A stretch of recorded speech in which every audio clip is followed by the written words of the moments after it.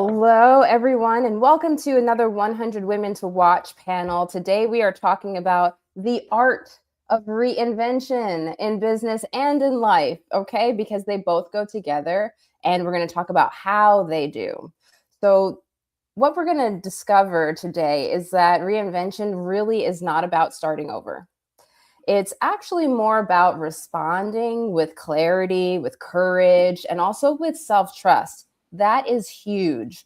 And when our life and our business asks us to evolve, it's our job, it's our duty to respond to that. So each of our panelists here, welcome panelists, has navigated, yes, has navigated pivotal moments that really require them to listen inward and to release what no longer serve them and move forward with intention.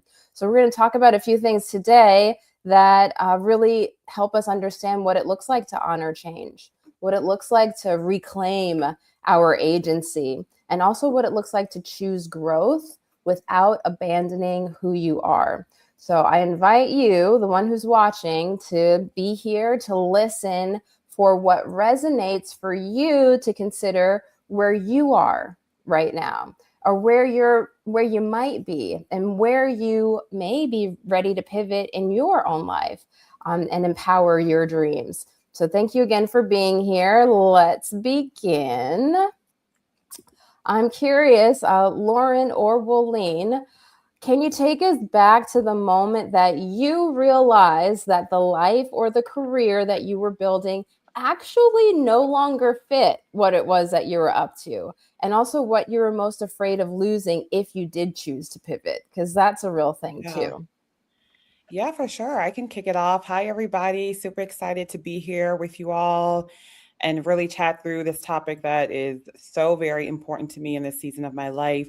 So, I think for me, I realized that the life I was building no longer fit when success really started to feel restrictive for me instead of expansive.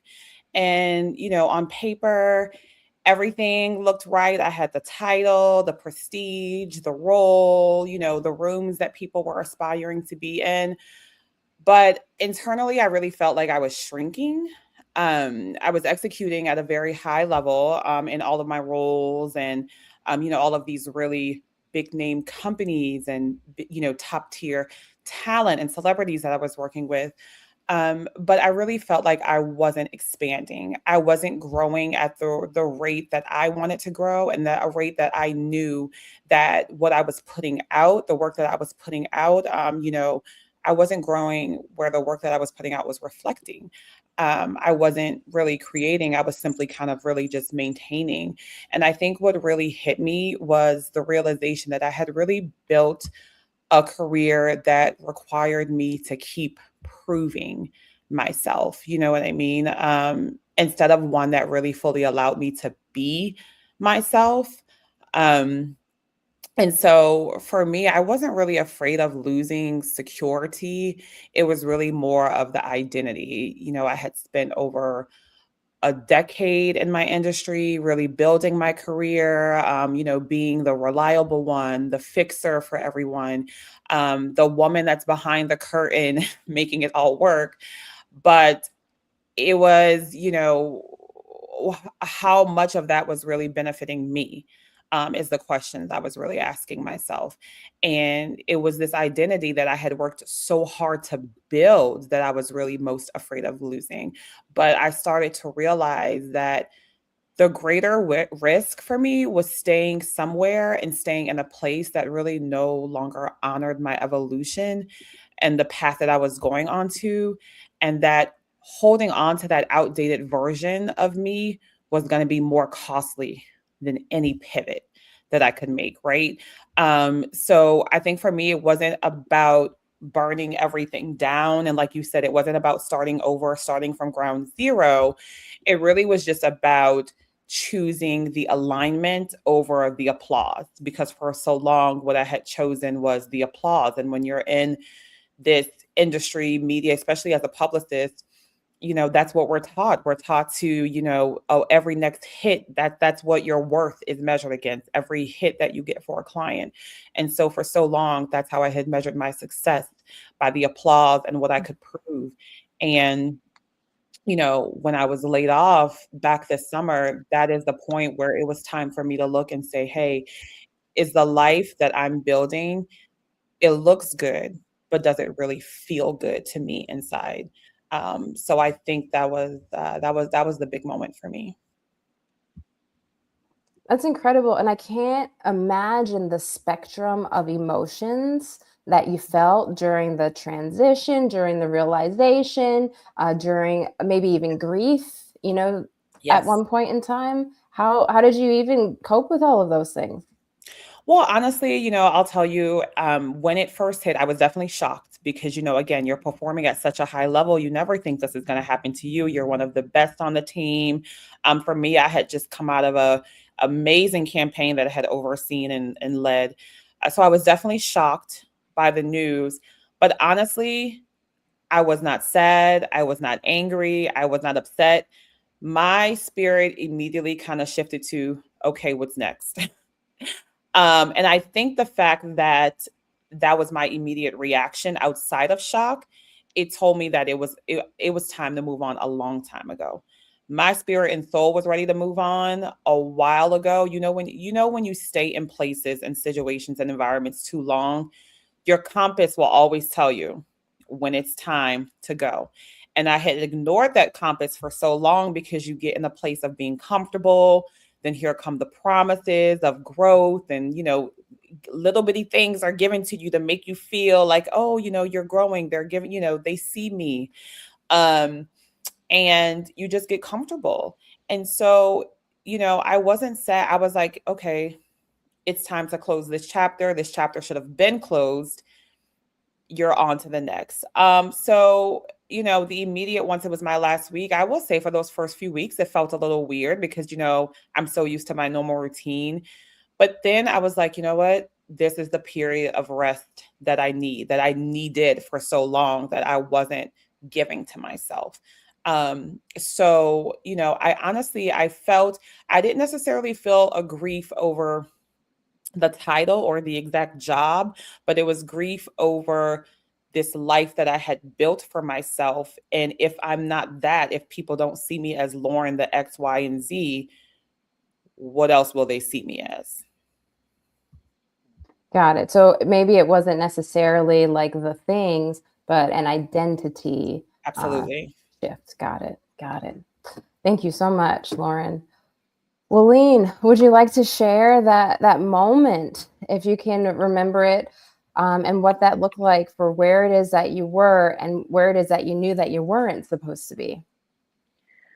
I think that for me, it was more about pleasing my parents.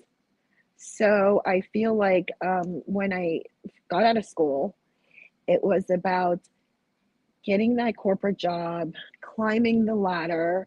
And for me, it was even easier because at my university, the director's wife was an executive over at like the Estee Lauder companies. So they handpicked people they felt could interview and were at the top of the class who would do well.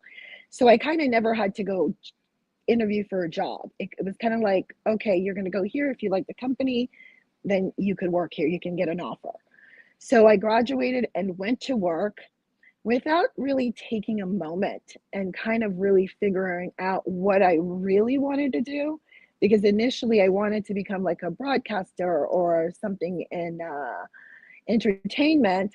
But then when they told me I had to go live in a small city like Alabama or Mississippi, wherever it was, I can't even remember. I was like, oh no, I can't do that. I went from Florida to New York for university. I'm not going to a small town. So I kind of walked the wave without even really knowing for sure what it was I wanted to do. So I I went ahead and went with it for a very long time. And at the last layoff, which I can't remember, I feel like it was, like some 2008. I remember leaving a very good job with Nielsen to take a job because a recruiter called me. So, that's what you do. You wait a couple of years, get more experience. And then you accept the next offer, you make more money, and you keep climbing the corporate ladder. And I honestly, like, my spirit really didn't want me to take the job because I asked him for like Mhm. a month in between, right?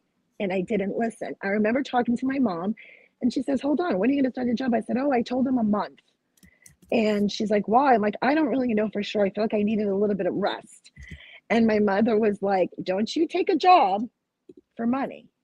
You have a very good job that you're very," I was working from home for the Nielsen TV ratings in 2005 when people didn't even know what that was. Company car, credit card. The salary wasn't the highest or the most, but I was doing very well and thriving and taking like the Brooklyn LPM market like to number one in a month. And I remember her saying that, but I did it anyway. But they doubled my salary, right? Wow. So how could I say no? And then I got there so last one in, um, tax bracket was an issue. And then I want to say the first crash happened in the stock market, less than, I don't know, within the year, first one out. So, there was a lesson there. The lesson was learned. But then I went into entrepreneurship after that. I was just like, what do I like? What makes me happy? Who am I? What do I want to do? So that's how my entrepreneurship endeavors kind of like took off, and then just kept growing from there. But I did know after that last layoff that I was going to do everything in my power never to go back into that area, that going back to corporate and doing that whole thing and being stressed out. And interestingly enough, I had a very serious thyroid condition that I was not even aware because I was so stressed out and in fight or flight that it didn't even come to the surface until after they laid me off. So they actually did me a blessing. It was a blessing in disguise for me to start healing myself and healing inside, outside, inward and outward. So that was it. So for me, honestly, when I went into the whole corporate and followed the lead, it was about, I want to make my parents really happy. I want to make my parents proud, you know, and they didn't put that kind of pressure on me. That was really me putting that pressure on me. So yeah, so that's, in the nut and bolt of it, that's my story. That's incredible. That is incredible. What I'm hearing is that when the layoff or the cuts happen, during that period of time, that you were resilient and like really pushed through when other people may have gone into, a slump for a couple of months or a couple of years. How were you able to pick yourself up and to keep going at that point? Um, I think that when I made the realization, and if I was honest with myself, the only thing I really cared about and missed was my paycheck. I didn't miss anything else that came with that.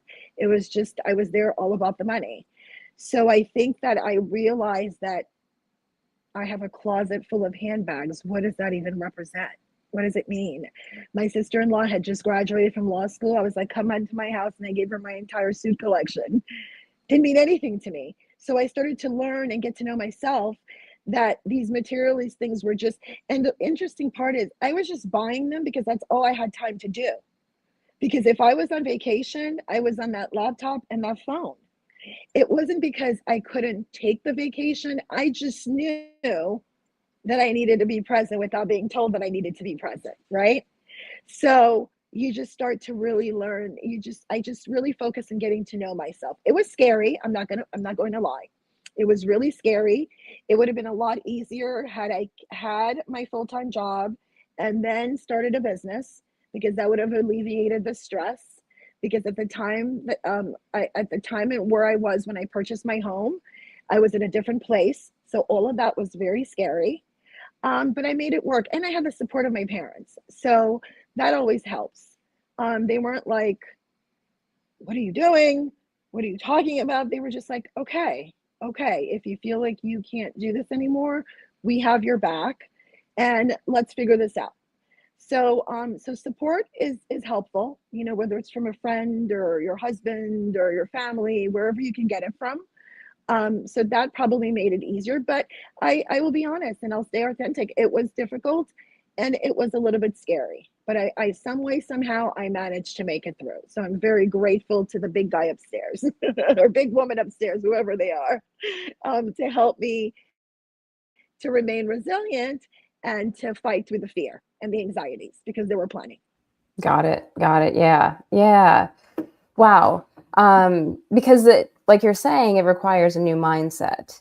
You Mhm. have the mindset of, okay, I'm covered by this company, by this paycheck, and it affords me a certain lifestyle. And when that lifestyle changes, like Lauren was saying too, not only are you experiencing something different, but you're becoming somebody different. Absolutely. That sound about right? 150%. Yes. Got it. Got it. Okay, cool.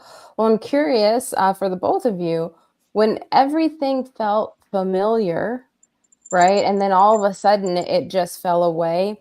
Have you identified like maybe what part of your identity it Oh yeah. was? Yeah, I'd Oh love to yeah. hear about that. 1000%. I can say for me, really, it was grieving the part of me that tied my worth to performance. It was, really when you're going through a journey like this, as Wileen just said, when you're laid off, you're really in this stage of like reinventing. There's so many questions that you sit and ask yourself with, like you're looking at yourself like with a microscope. scope.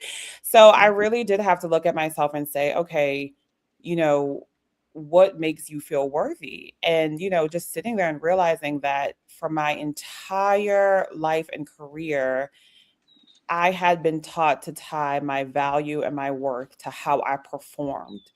Again, like I was speaking about earlier, that public applause. And I really had to grieve that part of myself. I really had to tap into, who are you without the title? Who are you without, the big company or all of this notoriety behind you? Like, who is Lauren Page Woolard and what makes her happy? What are the skill sets and characteristics that God gave you before you even stepped into, had a brand or a title in front of behind your name. So I think it was really learning how to detach myself from that. I needed to perform to prove my worth or prove who I was. I'm already worthy. I already have everything inside of me that I need. And it was about learning how to tap into that, how to really reconnect with myself and also rediscover myself, right? I think when you're tapped into like one identity of yourself, and that's that one identity that you stick with for so long, you forget all the other amazing things about yourself. You forget the hobbies and things that you had that you might have put to the backside or on the burner while you were developing this identity, right? So it really was an amazing, and it's still, I won't use past tense was because it's still a journey that I'm going through now. It's going to be an inevitable journey of really rediscovering myself, and pouring back into all of those different parts of me that I feel like God gave me so many gifts and it's time to use them, not for performance, but because this is who I am and really like this is who He's called me to be. So I would say that for me. I hear you. I hear you. And I love that you are sharing with us, the nuances, like the little details of the things that maybe people would glance over. It's like, oh, it's just a job, or Yeah, oh, it's just a new chapter. We're just turning the page. For some people, it's a whole new book, a whole it's a new whole new thing. library. Yeah, especially for me. I mean, anyone who really knew me, I think that's what a lot of people know me as. They follow me as this, oh, Lauren, the superstar publicist, the rock star publicist. Um, but it was like, who am I outside of that? I have so many different identities and things that I love and things that I love to do. And maybe I should explore that. Maybe I should figure out where I've been, you know, secretly dimming my own light. So yeah, it's been just a beautiful journey, I will say. Thank you so much for sharing about that. Well, Lane, how about you? Have you kind of tapped into like what was the part that you let go of that you reinvented and maybe even in some cases loved a little bit more? So because at that time I was in such a different place, um, for me it was like, oh, so what do I say now? Because I checked all the boxes. You know how we are as a society, right? Um, my name is Elizonda. Oh, hi, I'm Anne. So what do you do? Right? So when you're at a stage or in a position where you can actually just let it roll off your tongue. So I fit into society. I check that box. I can say I am this and I work there, and then we could move away from that, right? So I don't have to worry about it. So it's more like, well, what do I say now? I'm an entrepreneur, so what does that even mean? So it's kind of like, leaving one identity to figure out the new identity kind of thing, right? Because I had the title, so I was okay. Then I'm like, okay, people move on. They don't have to judge me on anything else. So it's just very interesting how you really get to know yourself. In other words, you get caught up in the society's, do's and don'ts, what's accepted, what's not, kind of thing. So that was something that I went through, but I kind of went through it pretty quickly, saying to myself, "Oh, it doesn't even matter. I don't care," because now when somebody says to me, not because they're curious as to what it is that I do, but they're really just doing it just to kind of size me up or figure it out, and I say to them, "Why does it matter? Why? What is it that you think that I do?" So I kind of make it like a fun little game. And they're like, "I'm not really sure." And and that's just to say that what we do at the end of the day doesn't define us. It's part of us. It's a part of our daily activity, but it doesn't fully define us as a human being based on what we do or what our title is. So that was the lesson for me, to not have to worry that people wouldn't find me interesting or people wouldn't find me successful because I wasn't at a X, Y, and Z company with X, Y, and Z title. So I think that that's something that I had to bring to the forefront. Ego, super ego. So Yeah, that's really interesting because there's something that you mentioned earlier about like wanting to take a month break, right, in between in the transition, because we haven't really outlined yet what the timeline was for this transition. And I'm curious, what do you feel was your timeline? And did you have any pressure to move quickly from one thing to the other? I feel like they wanted me so badly that they didn't make a big deal when I told them I needed a month. Um, and honestly, the month that I took off, if I can be completely honest, I felt it in my gut not to take that job. I felt it in my being not to make that move. And I did it anyway. So it was basically to kind of pump myself up, find the million reasons why I should versus why I shouldn't, and to just breathe, because I almost knew that once I took it, it was going to be very stressful in all areas. So yeah, so that's what it was. It was almost like I was bracing myself for the storm that was coming ahead.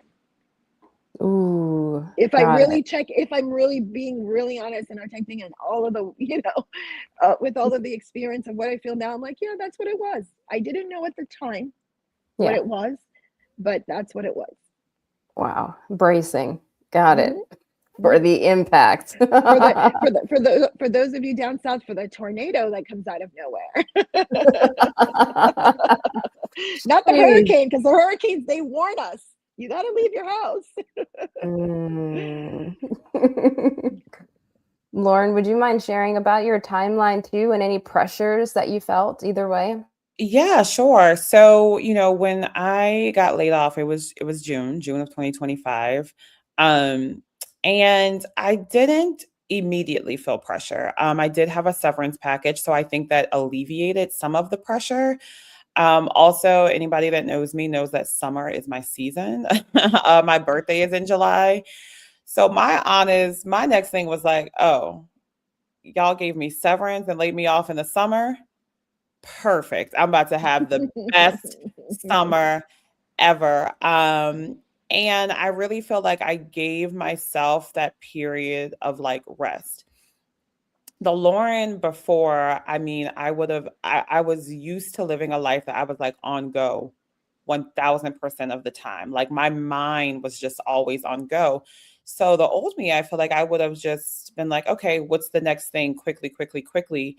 But I was just like, you know what? You need to take a beat. Like you need to take a second. You need to really like woosah. You have been burnt out, like you not only physically burnt out, but you are spiritually, you are mentally burnt out.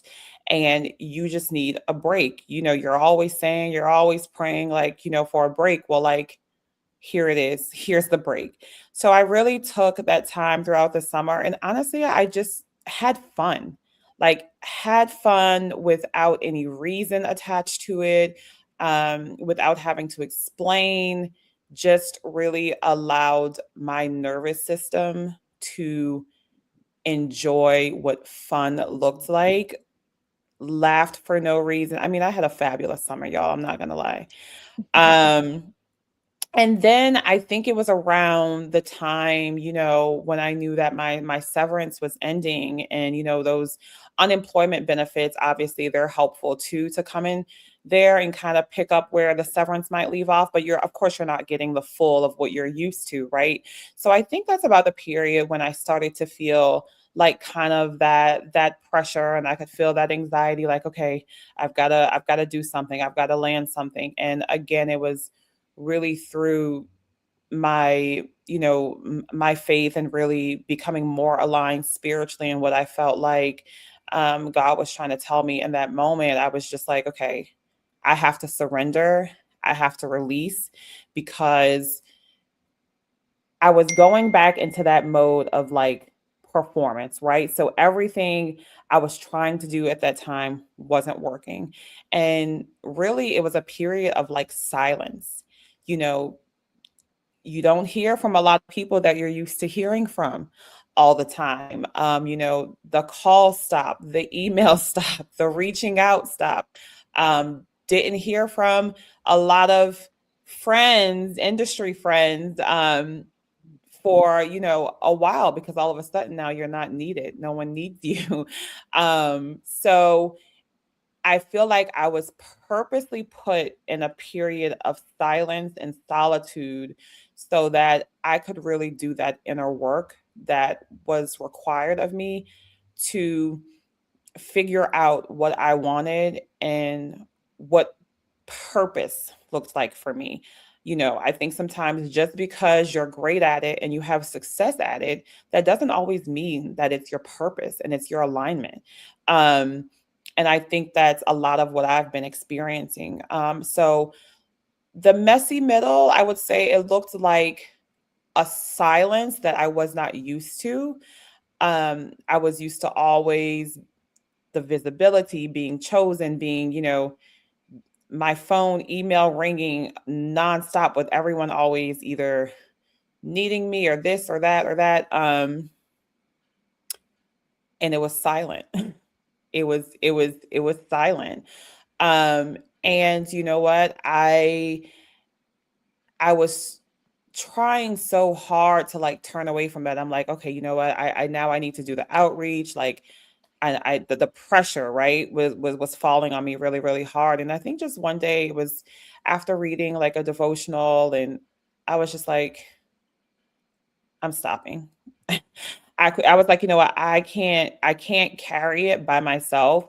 So I need to fully surrender. I need to let it go, and I need to let things play out how they're going to play out. And I think honestly, that was the best thing for me to do, because I released the anxiety, I released the pressure, I released the expectation, even to have to explain myself, to have to explain why my pace is my pace, to have to explain like what am I doing next, or what's my next move, all of the things that you feel like people are going to ask you and you have to answer to. And I was like, I don't really have to answer to anyone. This is my journey. I can walk it and do it my way. And I think releasing that pressure from myself was just the best thing because it allowed me to just really tap into who I was and all of these amazing strengths and things that I had in myself that I wasn't using. And it allowed me to really sit and say, okay, what do you, not even what you want your next chapter to look like, but what do you want your life to look like? And now that you know what you want your life to look like, it's time to design what your career looks like for the life that you want. Not what my next chapter is, but what do you want your life to look like? And let's design everything around what you want your life to look like and who you are. Um, a motivational speaker who I follow really said it's about tapping into your identity. And once you are so sure in who you are and your identity, everything else flows from there. So you say, this is who I am. So this is what I do.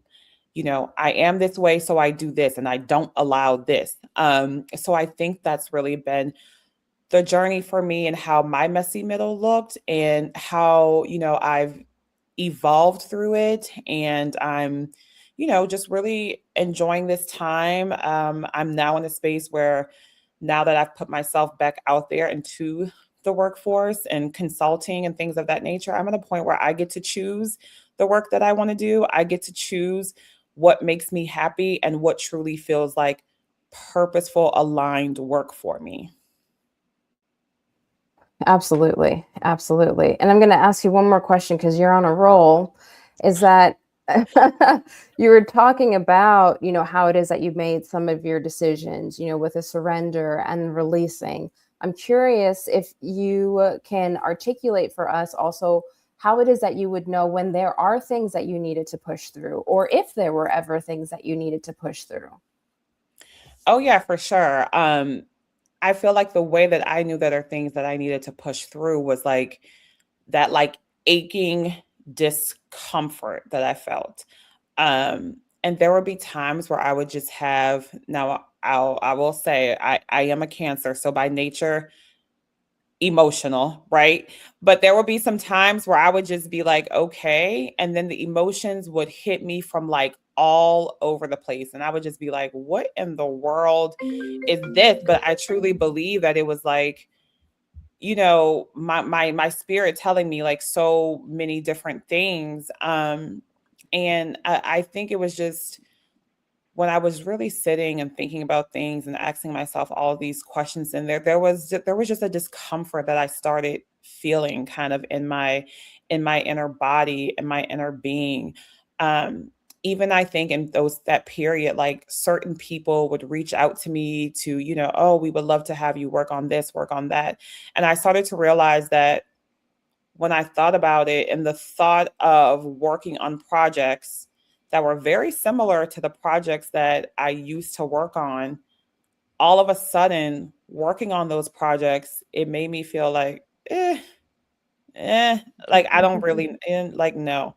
And I was like, wow, this is the point where something in me is shifting. Like, the old identity is really being stripped away and something new is being built inside of me. Like I could feel it. Everything that used to excite me before, make me run towards before, it no longer fazed me. It no longer excited me. And I was like, there's a shift. There's a change inside me happening. Um, I owe it to myself to explore what is happening here. And I owe it to myself to push through and, give myself the best version of me. So yeah. Incredible. Thank you. Thank you so much. And I'm curious, Lauren, where can people find you if they wanted to connect with you? I'm all over the place. um, no, I'm pretty much on every social media platform. I am Miss Lauren Page, MISS Lauren Page, Lauren Woolard on LinkedIn.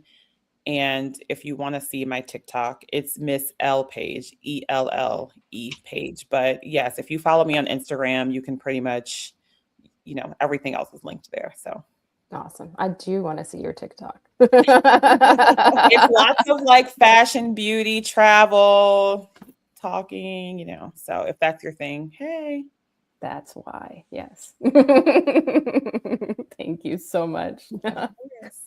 Well, Lean, would you care to comment? Also, for you, I'm curious, how are you inspiring others to make this transition as well in their lives? Are there people in your community who are doing similar things or who have done similar things? What does that look like for you, outward facing? Um,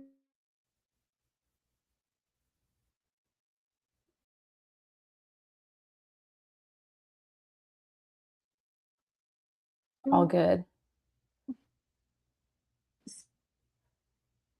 so, or to ascertain any type of full-time job. That'll just alleviate the stressful aspect of being an entrepreneur and being out on your own. Even with support of a partner, a husband, family, etc., it gets lonely in the sense of because you're in the grind, right? You're in it to win it. So you're in the grind 24/7 in order to make sure that you're covering all of your bases in every aspect in order to, reach the goals that you set for yourself. So that's always my suggestion, because they see me and it looks easy. And I want to remind them there's nothing easy about it. There's a discipline, right? You have to have a discipline. And with that discipline, there are days that are pleasant and days that are not so pleasant. So that's what I want others to understand. And I'm a work in progress. I really do my very best to wake up every day and be a better version than I was yesterday. And Kai, you know that to be about me, even in the message I sent you today, because I really go to bed at night or in the evenings, and I, before or after my meditation, I kind of scan through my day, right? And just briefly, I don't obsess about it. And then something usually pops up that I could have done better, or I could have responded better, or I could have, I can tweak, and I do that. And if it's to apologize to someone or give some thought and to respond in a more loving manner, I hold myself accountable, and I do that. And I may miss something, and I may miss a day because I'm not perfect, and I don't try to be, and I don't pretend that I am, but I do my best. So that's what I tell them. I don't have anyone in my circle recently that has taken the leap. My sister has within the last year or two. So, so we exchange information and I give her ideas, and she actually is open to them and they help her. And she's in Florida, in Miami. So that's what I try to do. I try to be honest and open and authentic and transparent because I don't want anyone to think that anything is super easy, right? You've got to put in the work. Just as when we were all working in corporate, we were putting in the work to keep our titles and our paychecks and our status and our clients. It's no different here. It's actually harder here because you're on 24/7 because you're like, I'm doing this for me. So it almost becomes obsessive and erotic because it's all for you and your family, right? At the end of the day. So I hope I answered your question, but that's kind of how I roll out right now. You sure did, in so many ways. In so many ways. I'd love to know, so that we can share with everyone as well, what's the best way to reach out to you? Maybe there is someone who's going through that transition right now, who's watching, and they want to reach out to you, or they want to reach out to Lauren, to learn more. So what's the best place to find you, Willeen? Instagram, moving one forward. You can DM me to keep it simple. That's the easiest way. I'm on other platforms, but that's the one that I respond to almost instantaneously. Excellent. Thank you. Thank you. And I want to thank everyone. Absolutely. Everyone who's watching as well. I see Tanya in the audience. Thank you, Tanya, for being here and for listening and being who you are for your people as well. I also want to thank you both for sharing your story. What we've seen today, everyone, is that reinvention, it's not a detour. Yeah. Right? This is often the path itself. when we get to a place where we start trusting ourselves enough to do something like pivot, then we're able to create our lives or to surrender into a life where we are more aligned with our purpose. We feel more aligned in our bodies. We're in a sustainable situation and we're feeling more powerful, right? So super grateful for both of you for your presence and also for your openness. And for everyone who's watching, feel free to connect with Lauren and Willene with the links that we shared. They're also located in the chat. And thank you again for watching and for being a part of 100 Women to Watch. May you continue to move forward with integrity, clarity, courage, and power. And bye for now. Bye. Thank you so much. Bye-bye. Thank you. Thank you so much.